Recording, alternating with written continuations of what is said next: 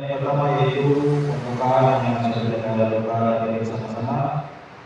Selanjutnya memasuki acara yang kedua yaitu pembacaan ayat suci Al-Quran sekaligus yang kedua yang akan dibacakan oleh Al-Ustaz Muhammad Ilham SPDI. Waktu dan tempat kami persilakan.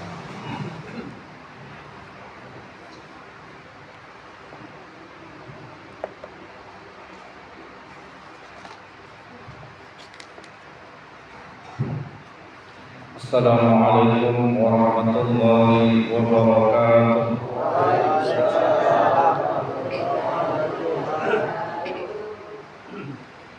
A'udzu billahi minasy syaithanir rajim.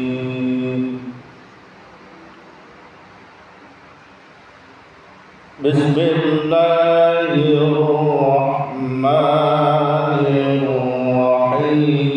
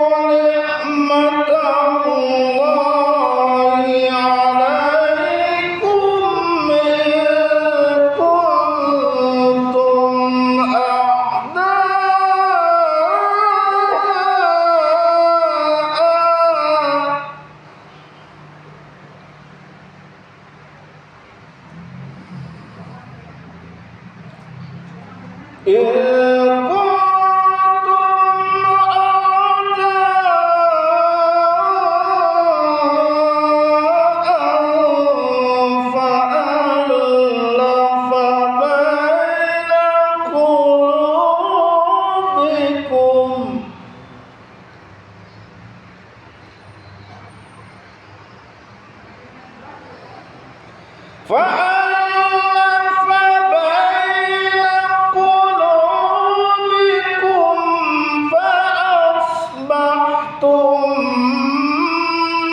بنعمته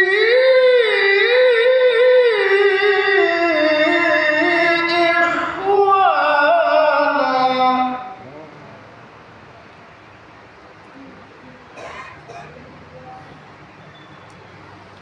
وكنتم على شفا حفرة من النار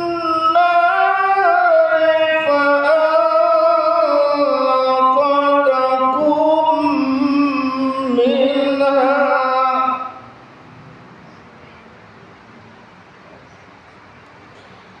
كذلك يبين الله لكم آياته لعلكم تهتدون كذلك يبين الله لكم آياته لعلكم تهتدون.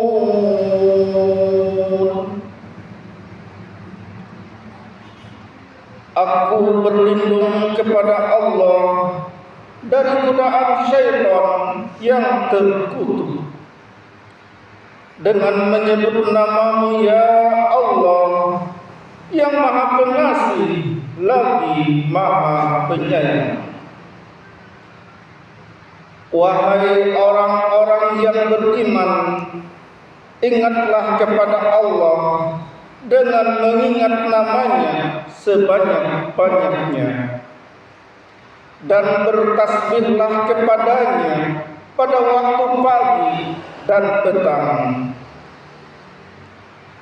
Ingatlah wali-wali Allah itu tidak ada rasa takut pada mereka dan mereka tidak bersedih hati, yaitu orang-orang yang beriman dan senantiasa bertakwa.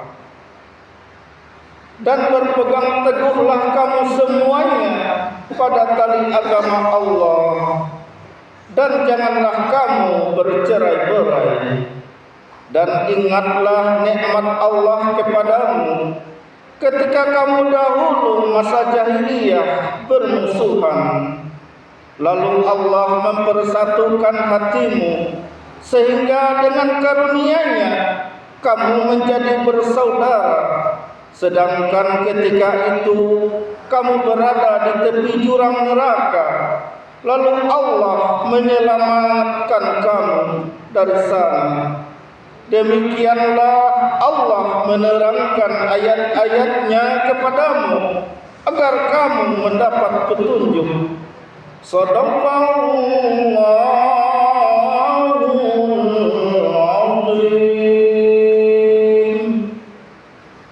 Maha benar Allah dengan segala firman-Nya. Assalamualaikum warahmatullahi wabarakatuh. Waalaikumsalam.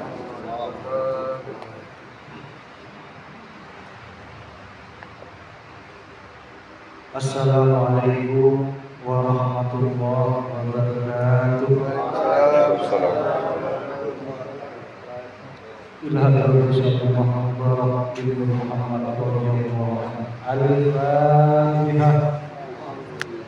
Yang keadaannya di bawah kita, janganlah hendak menghinakannya atau berbuat tidak senonoh, bersikap angkuh. Sebaliknya harus belas kasihan dengan kesadaran, agar mereka merasa senang dan gembira hatinya. Jangan sampai merasa takut dan liar, bagaikan tersayat hatinya.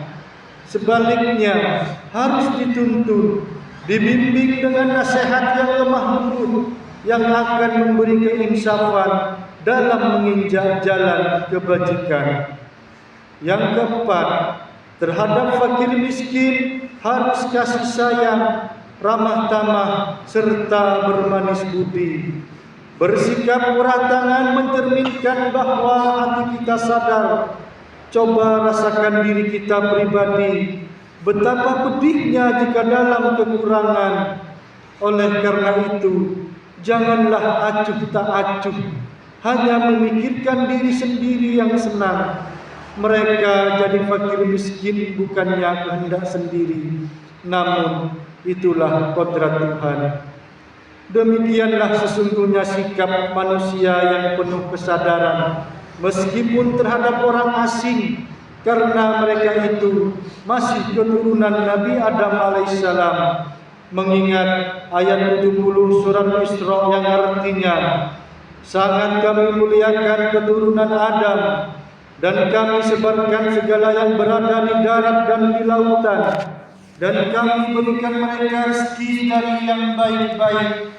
Juga kami mengutamakan mereka lebih utama dari makhluk lainnya.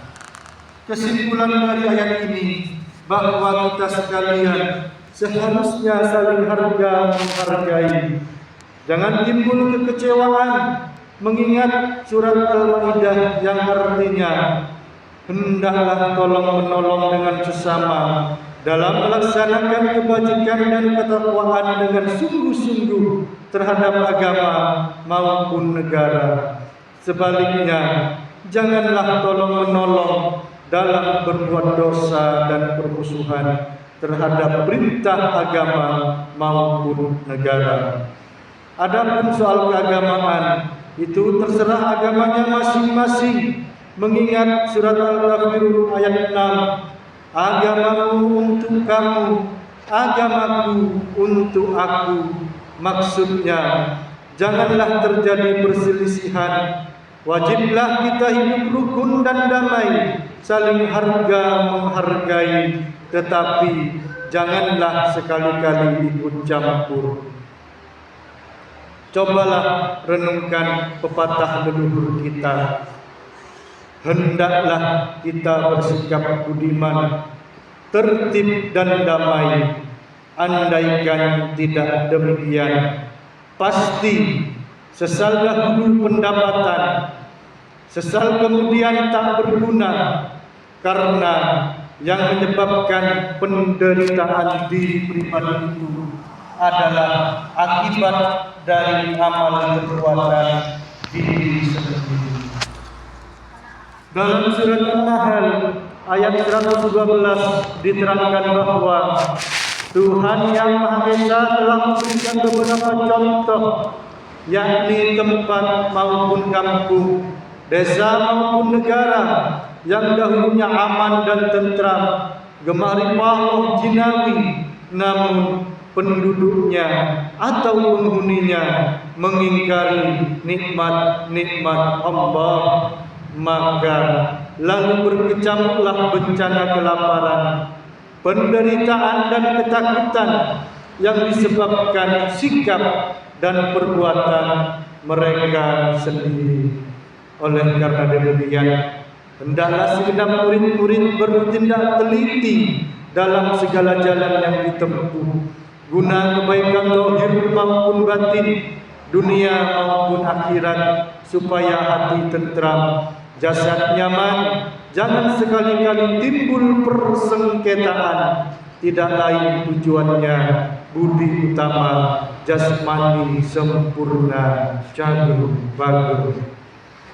Tiada lain amalan kita Tariqah Qadiriyah Naksabandiyah, amalkan sebaik-baiknya guna mencapai segala kebajikan, menjauhi segala kejahatan zahir maupun batin, yang berkaitan dengan jasmani maupun rohani, yang selalu diselimuti bujukan nafsu, digoda oleh berdaya setan.